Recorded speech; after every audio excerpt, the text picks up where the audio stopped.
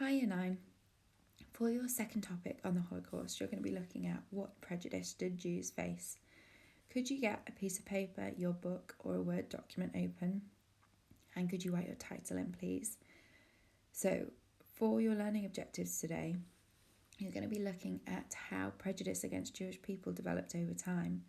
You'll be looking at medieval anti-Judaism, how that developed in modern Europe, and then finally we're going to look at antisemitism in Europe and in Germany more specifically. So if you could write your title in now. The first thing I'd like you to do is watch a video on the internet. So there's a YouTube link here, but that won't work for you. You won't be able to follow it. So you need to open a web browser. Once you've opened a browser, this is what you need to search in the search tool. So Imperial War Museum, The Way We Lived. Then if you could click on this first link, and you'll come up with a site that looks like this. Now, there are quite a few videos in this. All of them are interesting, but there is a specific one which I'd like you to watch. So you scroll down 4 different videos, and it's this one here, The Way We Lived. Why did people hate us? Okay, that's the history of the anti-Semitism, and that's what we're going to be looking at today. So if you could watch that video for me, please. So if you pause your video now and go and find that different video, watch that and then come back to this one. So you will have found out a lot in that video. What we're going to do now is, because the video is quite complicated, I'm just going to talk you through the different stages of anti-Judaism and anti-Semitism in Europe, and you're going to answer a few questions for me. So when you answer the questions, you need to make sure you're answering in full sentences, and it needs to be more than just one sentence because there's quite a few points on each slide, and you've watched the video as well. There's some different keywords for you to use. So I want you to be writing sort of 3 or 4 sentences per answer. You're only writing 5 answers this lesson, so that gives you a sense of how much you need to put in each answer. Okay, so for your first one, you're going to look at life for Jews in ancient Europe. So what you need to do is read through the information and think about what you learned about this in the video as well, and then answer the question for me, please. If you pause the video now and do that. Now you're going to move on to look at anti-Judaism in medieval Europe. It's important that we're still saying anti-Judaism here rather than anti-Semitism, because in medieval Europe there wasn't a sense that Jewish people were a different race or were biologically different from Christians or any other religion. But there was definitely a sense that the Jewish religion was seen as dangerous. Not by everyone, but by some people certainly. Often those people might be someone who'd never met a Jewish person, and therefore they didn't understand them. And that lack of understanding bred a hatred that was really dangerous for Jewish people living in Europe. There's a few key words on here I just wanted to draw your attention to. So a scapegoat is someone who is blamed for other people's problems unfairly. So it's when you put all the blame for your problems onto one thing. People like to do this because it sometimes makes your problems seem more simple. It's easy to just say, oh, well, it's all their fault, because then you don't need to blame yourself. You don't need to look for a complicated solution. You can just be angry about it and blame someone else. And Jewish people often became a scapegoat for Christian people's problems. There's another key word here, ghettos. Ghettos came to have very different meanings in modern Europe, but in medieval Europe, ghettos were areas of the city where Jewish people were forced to live. Often the housing was more poor quality. Also, because Jewish people were prevented from doing certain jobs, they were forced into doing jobs that other people didn't want to do. So one of those jobs was money lending. So Jewish people were often responsible for starting the first banks. Now that was a really useful service for people in Europe because it allowed them to borrow money. But it could lead to criticism because obviously no one really wanted to pay that money back. So could you have a read through of that information and answer the question at the bottom of your screen, please? So why did medieval Christians persecute Jewish people? If you pause your video now to do that. The next task is to look at how life began to change for Jews in modern Europe. So historians often talk about modern Europe when they refer to the period after the medieval period. So that starts in about 1450, 1500. So although that doesn't seem modern to you, that's when modern Europe is sort of seen as beginning. It's when things like the printing press have been invented, so ideas begin to spread. More people are able to read. Science begins to determine the way that people think about the world over religion. So attitudes towards different religions begin to change. If you could read through that information and answer the question at the bottom of your screen, why did prejudice against Jews begin to fade in modern Europe? In the late 19th century, so that's the late 1800s, a new and more dangerous form of anti-Judaism began to develop, and that was called antisemitism. Now, antisemitism is basically anti-Judaism with a scientific justification. It's supported or developed by people who hated Jewish people not because of their religion, but because of who they were. And the person responsible for coming up with the word anti-Semitism was someone called Wilhelm Marr, and he basically labelled Jewish people as belonging to a different race. Now, we know in the modern world that there is only one human race. There aren't lots of different human races.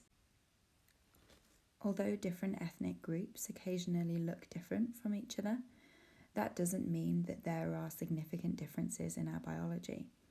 So this argument that Jewish people were part of a different race was not scientifically accurate, but because lots of people began to believe it, it became very dangerous. Because if Jewish people were a different race, that meant that they could never stop being Jewish. Converting to a different religion or stopping to believe in Judaism, that wouldn't stop them from being Jewish, because Wilhelm Marr and his followers thought that if you were born Jewish, you were born biologically different. Now, these ideas became expressed in a number of uncomfortable and unpleasant ways. And there's an example here of a statue that would have been made. It's kind of like, it would have been made as like a comedic statue that people would have bought and put on their mantelpiece. And it shows just how widespread these ideas were. In this, Jewish people have been presented as pigs, and that was that animal was chosen partly because pigs were seen as dirty, but also partly because Jewish people don't eat pork, and therefore it was meant to be particularly poking fun at Jewish ideas. This statue was made in Eastern Europe, in Hungary, in the 19th century, but you would have found similar things to this all over Europe in the 19th century. So it shows that even though Wilhelm Marr was one person, his ideas were spread across Europe and were quite accepted enough for someone to want to put a racist statue on their mantelpiece. So could you just read the information through for me and have a go at that question? What was the difference between medieval anti-Judaism and modern anti-Semitism? So focus on the fact that medieval anti-Judaism is about religion and modern anti-Semitism is about a false kind of science, a science that we now know to be not true, but a science that many people believed. The final thing that I just wanted to link to is anti-Semitism in Germany. Obviously, the party that eventually was responsible for the Holocaust, the Nazi Party, came to existence in Germany. Now, that's not to say that Germany was the most anti-Semitic country in Europe. In fact, if you'd have asked most people at the beginning of the 20th century where the most anti-Semitism in Europe was, they probably would have said Russia. Russia, the government would often direct anger against Jewish people in Russia and encourage Russian people to start pogroms, which were attacks on Jewish communities. So Russia was probably the most anti-Semitic country in the beginning of the 20th century, and yet the place where the anti-Semitic party became elected was Germany. The reasons for that are difficult to explain but you've already looked at these reasons in quite a bit of detail in the topic that we've just done, looking at Nazi Germany. Really, it was to do with scapegoating Jewish people again. German people were suffering as a result of the Depression. They were suffering as a result of their treatment at the end of World War One, and therefore they were looking for people to be angry with, to blame their suffering on. And Hitler encouraged them to blame their suffering on the Jews. There's a poster here from a 1928 election. So this is before the Nazis had come to power.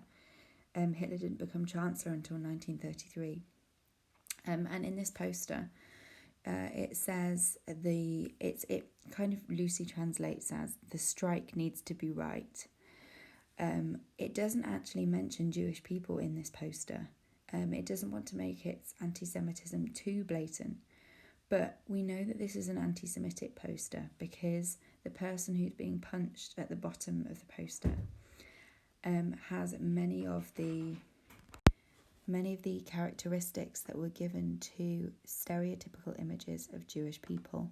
So in particular, you can see the big nose here.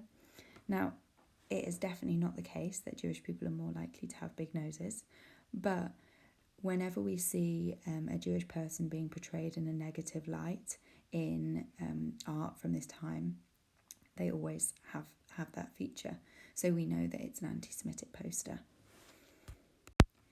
I just wanted to link back to our three families that we were introduced to last lesson to think about the anti-Semitism that they might have experienced. So the Klymans on the top left, the Greenmans on the top right, and the Pittles at the bottom, we don't know of any anti-Semitism that they experienced before the late 1930s. They didn't record any of these experiences. They all had non-Jewish friends and colleagues, so we know that certainly there were many people that didn't treat them badly as a result of their religion and who they were. However, we also know that that changed very, very quickly when the Nazi Party came to power in the countries where they lived, and many of the people who had previously been their friends turned on them or failed to protect them.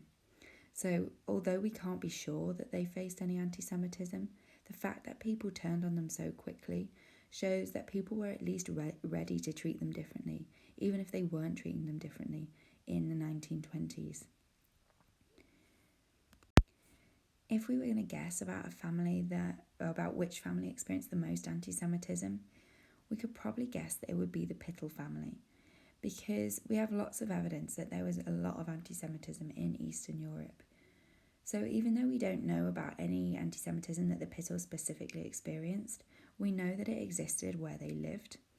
And we know that because there are lots of testimonies left behind by people who survived the Holocaust, who described the types of anti-Semitism they faced.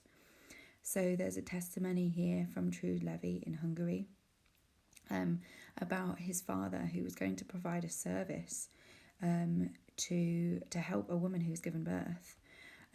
He's a doctor, he's a very skilled worker, someone who's helping the community, and yet his son, Trude Levy, was attacked by the local children when his father was trying to help someone. And then there's another testimony here from Poland, which is where the Pittel family lived, from someone called Roman Holter, who says that specifically at Easter and Christmas, his family were under threat because the church continued to encourage people to blame Jewish people for their problems and for the problems that Jesus Christ experienced. So we do know that anti-Semitism existed in Poland, and therefore it may be that the Pittels faced anti-Semitism where they lived. The final thing I'd like you to do this lesson is answer this question. So why was anti-Semitism more dangerous than anti-Judaism? There are the definitions written on the board here for you. So anti-Judaism, the hatred of people who believe in Judaism. It's a focus on religion. It's a focus on the fact that Jewish people believed different things from Christians. In contrast, anti-Semitism is the idea that Jewish people are born with a different biological makeup than non-Jewish people. It's not to do with their beliefs, it's to do with their biology, their genetics. And so Both of these different groups believed that Jewish people were a danger to non-Jewish people, but they had different justifications for that danger. So why was anti-Semitism more dangerous than anti-Judaism? If you pause your video now to complete that. Okay, well done Year 9 for getting to the end of the lesson. What you should have done this lesson is watch the two videos, so this video that you're watching now and the video that I sent you to at the beginning of the lesson, and then answered the 5 questions that make up the different tasks for this. Make sure you keep your work safe. You don't need to send evidence of it to your teacher, but you do need to have it ready to stick in your books when you return to school. Very well done Year 9, and if you have finished your lessons for this week, which you should have done, you should have done 2 lessons, then you can come back to the 3rd and 4th lesson next week. Thank you very much.